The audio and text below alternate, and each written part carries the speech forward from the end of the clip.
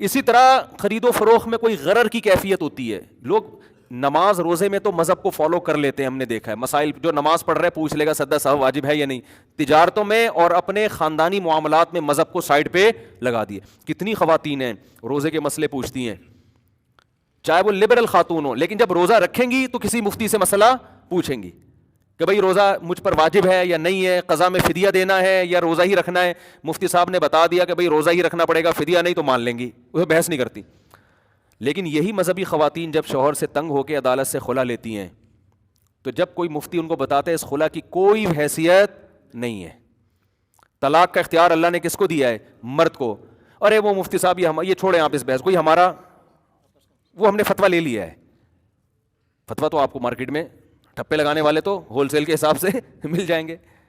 قرآن کے صاف الفاظ ہیں بیدہ عقدۃ النکاح, نکاح کی گرہ جس کے ہاتھ میں ہے. تو قرآن نے کہا ہے کہ عقدہ نکاح جو ہے نا, یہ نکاح کی گرہ, یہ گرہ مرد ہی کھول سکتا ہے, مرد کے علاوہ. یہ آپ کے باپ کو اللہ نے اتھارٹی نہیں دی ہے, یہ گورنمنٹ کو, یہ جج کو اتھارٹی نہیں دی ہے. بار بار یہ میں اس لیے بیان کر رہا ہوں کہ کوئی اور بیان نہیں کر رہی ہے زیادہ اس مسئلے کو. بہت زیادہ خلا ہو رہے ہیں ذرا سی باتوں پہ. شوہر غصہ میں دیکھتا ہے شوہر نے گالیاں دے دی تو خلا دھاڑ دھاڑ جا کے نا عدالتیں بیٹھی ہوئی ہیں خلا کی ڈگریاں پکڑانے کے لیے. تو یہ حرام ہے بھائی. آپ اس خلا کی بیس پہ, ہاں کوئی معقول ریزن ہو تو پھر ہم بھی کہتے ہیں کہ یہ خلا صحیح ہو گیا ہے. تو میں یہ کہتا ہوں کہ جب بھی کوئی عورت عدالت سے خلا لے گی وہ کسی بڑے دیکھو فرد سے رابطہ نہ کرے. آج کل مارکیٹ میں ایک بہت سے لوگ ہیں, کوئی ڈاکٹر ہے فتوے دے رہا ہے لوگوں کو بیٹھ کے, کوئی انجینئر ہے فتوے دے رہا ہے, کوئی پروفیسر ہے یونیورسٹی کا فتوے دے رہا ہے, کوئی میکینک ہے فتوے دے رہا ہے. پراپر ادارہ ہونا چاہیے, افراد پہ بھروسہ نہ کریں, ادارہ ہونا چاہیے. ادارے میں غلطی کا امکان کم ہوتا ہے کیونکہ وہاں ایک آدمی نہیں ہوتا پورا. میں اگر کوئی فتویٰ دوں نا تو پورا ادارہ ہے میرے پیچھے جامعۃ الرشید, وہ کہیں گے آپ نے کہاں سے دیا بھائی, اس کی کیا دلیل ہے, پیچھے پکڑے گا کوئی مجھے. ہمارے ہاں جب فتویٰ لکھا جاتا ہے نا جامعۃ الرشید میں, ابھی دیکھو یہ دل کی جو ٹرانسپلانٹیشن تھی نا, اس کے بارے میں مجھ سے بہت سے لوگ پوچھ رہے ہیں, میں نے نہیں رائے قائم کی. میں نے ادارے میں پراپر رابطہ کیا کیونکہ ادارے کے پاس ریسرچ کے ذرائع زیادہ ہوتے ہیں. میں نے کہا میں پہلے رابطہ کروں گا پھر میں اس پہ پھر رائے قائم کی. میں نے اپنی ادارے میں دوسرے علماء سے بھی مشورہ کیا. اکیلے آدمی میں غلطی کا امکان زیادہ ہوتا ہے. لوگوں کو آج کل نئے جو لوگ آ رہے ہیں, لوگوں کو اسلام کو ایک جو ہے نا وہ تختہ مشق بنایا ہوا ہے, تجربہ گاہ بنایا ہوا ہے. جو اٹھتا ہے کہہ رہے قرآن حدیث کی روشنی میں یہ فتویٰ, دوسرا وہاں سے اٹھے گا قرآن. اب پھینکتے چلے جاؤ, اور جاہل عوام بیٹھی ہوئی اس بیچاری کو کیا پتا جو سیدھے لوگ ہوتے ہیں. تو میں نے اس پہ رائے قائم نہیں کی. میں نے کہا میں اس وقت رائے قائم کروں گا جب تک میں باقاعدہ اپنی تحقیق الگ اور ادارے سے, تو میری علماء سے بات چیت ہوئی, ڈیبیٹ ہوئی, بحث ہوئی, اس کے بعد ایک رائے قائم کی. وہ رائے بتائیں گے انشاءاللہ آپ کو. تو خیر, تو ہمارے ہاں جامعۃ الرشید میں کیا ہوتا ہے, جب کوئی سوال آیا تو سب سے پہلے اس سوال کا اندراج کیا جاتا ہے, نمبر لگتا ہے تاکہ جامعہ اب اس کا ذمہ دار ہو گیا ہے. ٹھیک ہے نا, وہ گم نہیں ہوگا, وہ پھر پوچھیں گے یہ دیا کس کو ہے. تو ان علماء کے حوالے کیا جاتا ہے جو پراپر عالم بن چکے ہوں.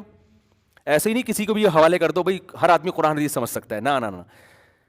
باقاعدہ پراپر طریقے سے عربی گرامر پڑھی ہو, جس کو حمزہ وصلیہ کا فرق معلوم ہو. وہ کیا ہے وہ پھر کسی وقت بتائیں گے انشاءاللہ. ٹھیک ہے نا, پراپر طریقے سے عربی گرامر پڑھی ہو, پراپر طریقے سے قرآن کی تفسیر پڑھی ہو, پراپر طریقے سے فقہ پڑھا ہو. اصول فقہ کا مطلب ہوتا ہے کہ قرآن اور حدیث میں کن اصولوں کو سامنے رکھ کر مسائل کا استنباط کیا گیا ہے. آج جو نئے لوگ مارکیٹ میں آ رہے ہیں نا, یہ اپنے اصول ہر تھوڑی دیر میں بدلتے رہتے ہیں.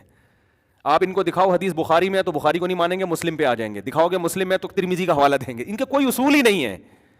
مجتہدین کے اپنے اپنے اصول ہیں اور وہ قرآن و سنت ہی سے اخذ کردہ ہیں. ان میں اختلاف رائے بھی ہوا ہے لیکن ایک ہے تو نا.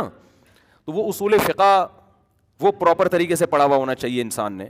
پھر عربی ادب میں بھی مہارت ہونی چاہیے کیونکہ تاکہ عربی زبان آئے.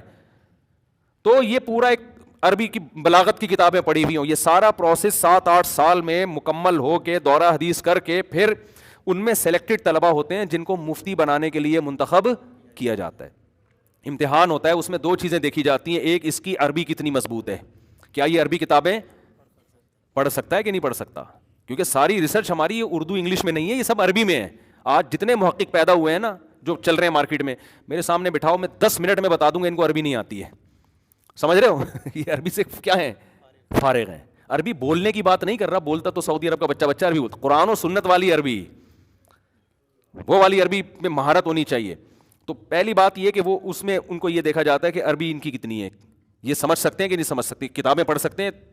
نمبر 2، جو بھی بیسک نالج ہے بلاغت سے متعلق، فقہ سے متعلق، اصول فقہ سے متعلق، اصول حدیث سے متعلق، اس میں ان کو کتنی مہارت ہے. اس میں پاس ہونے کے بعد ان کا مینٹل لیول بھی ٹیسٹ کیا جاتا ہے کہ ان میں تحقیقی صلاحیت. بعض لوگ ہوتے ہیں معلومات بہت ہوتی ہے، ادھر سے کیا ہوتے ہیں، فارغ ہوتے ہیں، ان میں تحقیقی صلاحیت ہی نہیں ہوتی، یہ مزاج ہی نہیں ہوتا.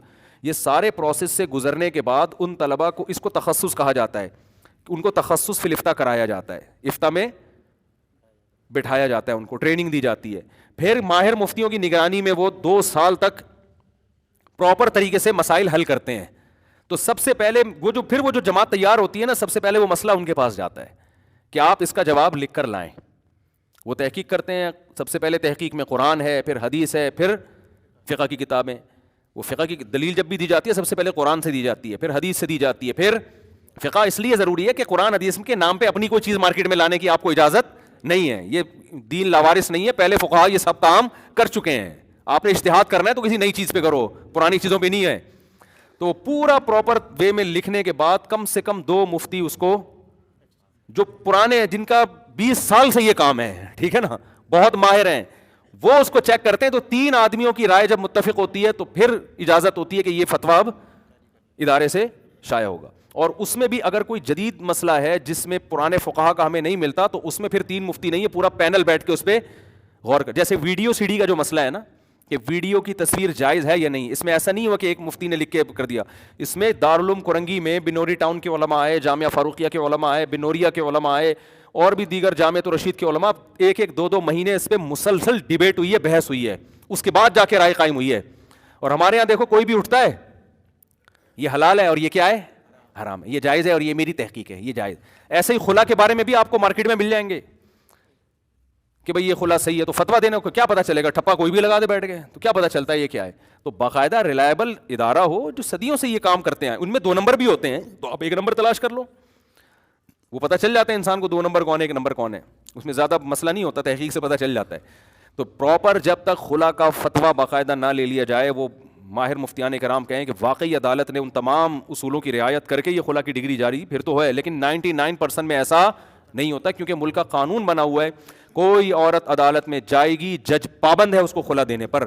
دیکھو یورپ فیملی سسٹم تباہ کر کے چیخ رہا ہے، رو رہا ہے کہ میں فیملی سسٹم کو بحال کیسے کروں، اور ہماری عدالتیں، ہماری حکومتوں کو ایک اچھا خاندانی نظام ملا ہوا ہے، اور یہ یورپ سے، امریکہ سے عبرت نہیں حاصل کر رہے، اس کو اپنے ہاتھوں سے توڑ رہے ہیں، برباد کر رہے ہیں.